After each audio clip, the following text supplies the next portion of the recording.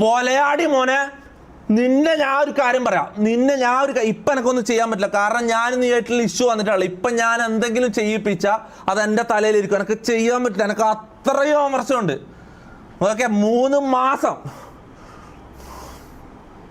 ഇപ്പം പിള്ളേർക്ക് ഡ്രഗ്സ് കൊടുത്തിട്ട്, ഇത് നിങ്ങൾ കാണണം, പിള്ളേർക്ക് ഡ്രഗ്സ് കൊടുത്തിട്ട് പിള്ളേരെ സെക്സ്വലി അബ്യൂസ് ചെയ്യാം.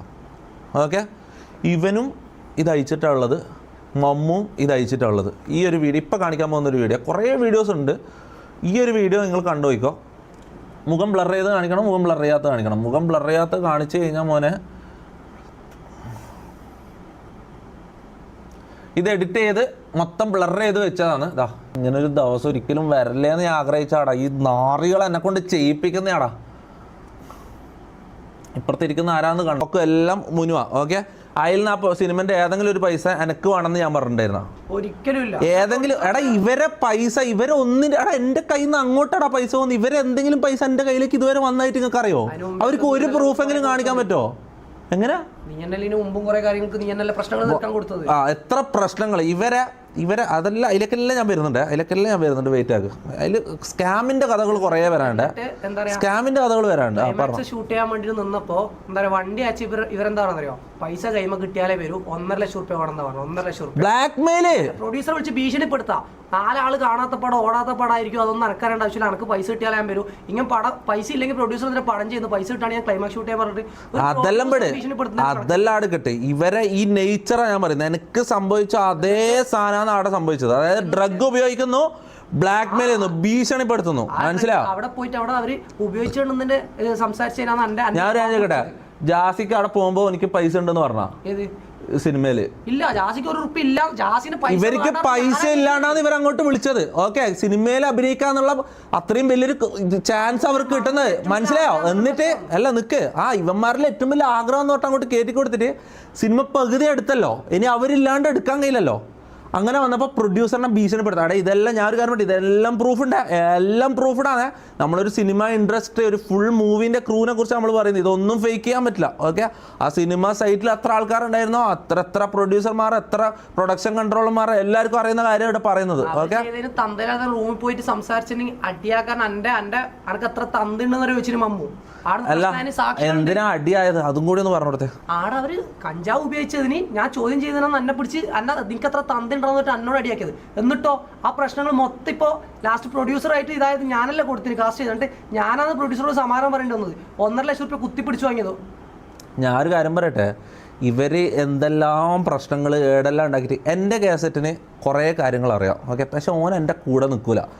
ഈ ജാസി കുറേ അടുത്ത് പോയി സ്കാം ചെയ്യും. ഈ എൻ്റെ ടീമിലുള്ള ഈ ഗ്യാങ്ങിലുള്ള ആൾക്കാർ സ്കാമേഴ്സ് ഉണ്ട്. ഓക്കെ, ഈ ഓരോ ആൾക്കാർ സ്കാം ചെയ്യുമ്പം ആദ്യം എത്തുക ഈ കമ്പനി. ഇപ്പം ഈ പ്രൊമോഷൻ ചെയ്യുന്ന ഒരു ടീം, ഇപ്പോൾ ഒരു ഷോപ്പുകാർ ഇപ്പോൾ ജാസിനോടോ അല്ലെങ്കിൽ ആരോടെങ്കിലോ ഇത് പറയും, പ്രൊമോഷൻ ചെയ്യണം, ചെയ്യാം, പൈസ അയക്കും ആദ്യം, എന്നിട്ട് പ്രൊമോഷൻ ചെയ്യില്ല, സ്കാം ചെയ്യും.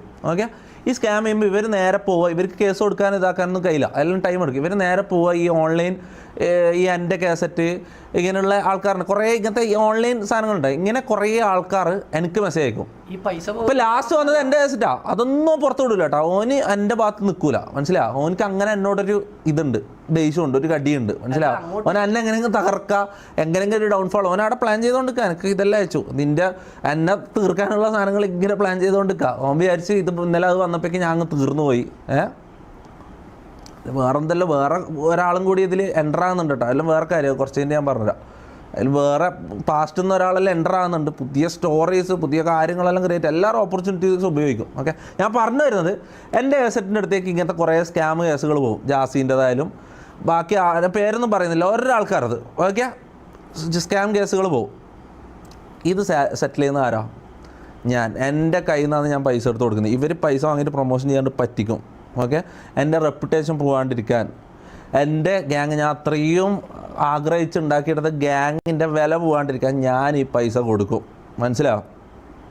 എല്ലാത്തിനുള്ള പ്രൂഫ് എൻ്റെ കയ്യിലുണ്ട്.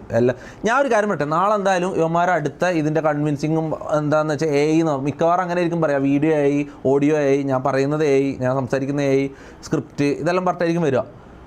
ഞാൻ ഒരു കാര്യം പറയല, ഞാൻ ഈ ലൈവിൽ മൊത്തം പറയുന്നതിൽ ഒരു വാക്കെങ്കിലും പ്രൂഫില്ലാണ്ട് ഞാൻ പറയില്ല. ഇതിലേതെങ്കിലും ഒരു കാര്യം ഇവർ പൊളിക്കുകയാണെങ്കിൽ, ഇതിന് ഞാൻ കളവ് പറഞ്ഞെന്നോ അല്ലെങ്കിൽ ഞാൻ ഇല്ലാത്ത പറഞ്ഞ ഇതാക്കുകയാണെങ്കിൽ ഈ മൊത്തം സാധനം ഞാൻ കള്ളൻ നിങ്ങളങ്ങ് ഉറപ്പിച്ചോ. ഓക്കെ, ഒരംശം പോലും എടാ എനിക്കറിയാടാ, എനിക്ക് ഈ ക്യാമറയുടെ മുന്നിൽ നിൻ്റെ എല്ലാം മുഖത്ത് നോക്കിയിട്ട് പറയാൻ പറ്റും I M A genuine person എന്ന്. മനസ്സിലായി? ഞാൻ ആരെയും ചതിച്ചിട്ടില്ല, ആരെയും ചതിക്കാണ്ട് ഇതാക്കാണ്ടാണ് ഞാൻ ഇത്രയും പേര് എത്തിയത്. മനസ്സിലാ?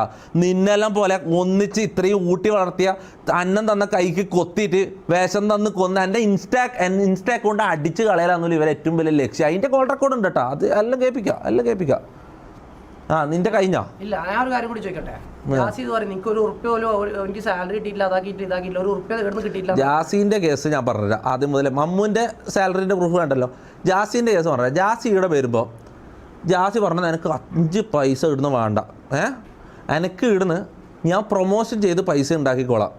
ഞാൻ പ്രൊമോഷൻ ചെയ്ത്, അതായത് ഇവൻ ആ സമയത്ത് മാസം പ്രൊമോഷൻ ചെയ്തിട്ട് 50,000 60,000 ഉണ്ടാക്കും. അത്ര കറക്റ്റ് എനിക്കറിയില്ല, എന്തായാലും 50,000 മുകളിൽ ഇവൻ ഉണ്ടാക്കും. ഒരു പ്രൊമോഷന് 10,000 അങ്ങനെ 20,000 15,000 അങ്ങനെ എന്തോ കറക്റ്റ് അറിയില്ല, 10,000 അറൗണ്ടാവും. ഓക്കെ, ഒരു മാസം ഒരു 5-6 പ്രൊമോഷൻ ചെയ്താൽ തന്നെ ആഴ്ചയിൽ 1 ഇട്ടാൽ തന്നെ പൈസയായി. അപ്പം ഞാൻ ഇവന് കൊടുക്കേണ്ട സാലറി ഇവൻ പ്രൊമോഷൻ ചെയ്ത് ഉണ്ടാക്കിക്കോളാം. ഓക്കെ, പിന്നെ ഇവന് ഇവിടെ നിന്ന് വലിയൊരു എക്സ്പോഷർ കിട്ടുക. 0 ഫോളോവേഴ്സിൽ വന്നിട്ട് ഇപ്പം എത്ര കെ ആയി, അത്രയും എക്സ്പോഷർ കിട്ടുക. ഓക്കെ, സാലറീൻ്റെ ആവശ്യമില്ല. നമ്മൾ ഈ ലൈവിൽ എല്ലാവർക്കും സാലറി ഉണ്ട്, ഇതിന് കറക്റ്റായിട്ട് ഓരോ രീതി ഉണ്ടെന്നെല്ലാം പറയുന്നത് നമ്മളെ ഗ്യാങ്ങിൻ്റെ ഒരു സ്റ്റൈല് മെയിൻറ്റെയിൻ ചെയ്യുക. ഇതെല്ലാം സ്ക്രിപ്റ്റിൻ്റെ ഭാഗമാണ്. മനസ്സിലായോ? ഇപ്പോൾ ആദിൽ എൻ്റെ കസിനാന്ന് പറഞ്ഞത് ആ റീച്ചിന് വേണ്ട ഓനെ കയറ്റിക്കൊണ്ടുവരാനാ. ഷമീർ എൻ്റെ ഏറ്റവും ആത്മാർത്ഥ സുഹൃത്താന്ന് പറഞ്ഞത് ഓനെ കയറ്റിക്കൊണ്ടുവരാനാ അല്ലേ? അതേപോലെ അസ്പാക്ക് എൻ്റെ എല്ലാ കാര്യങ്ങളും നോക്കുന്ന. അസ്പാക്ക് എന്ത് ചെയ്തെന്നാ? ഒന്നും ചെയ്തിട്ടില്ല. അസ്പാക്കിൻ്റെ എല്ലാം സാധനം എനിക്ക് വരാണ്ട് മോനെ. അസ്പാക്ക് എൻ്റർ ആയ അതിൽ എടാ അവരെ ഇതിൽ അസ്പാക്ക് എൻ്റർ ആയെങ്കിൽ എനിക്ക് പറയണം. അസ്പാക്ക് ഏടുന്ന തുടങ്ങിയെന്ന്, അസ്പാക്കിന് എന്നോടുള്ള ദേഷ്യം ഏടുന്ന തുടങ്ങിയെന്ന്. അസ്പാക്ക് എന്നോട് ആദ്യമായിട്ട് പൈസ ചോദിച്ചേ. എന്തിന് ചോദിച്ചു? എന്തിന് ചോദിച്ചു? എന്ത് കാര്യത്തിന് വേണ്ടി എന്നോട് പൈസ ചോദിച്ചു?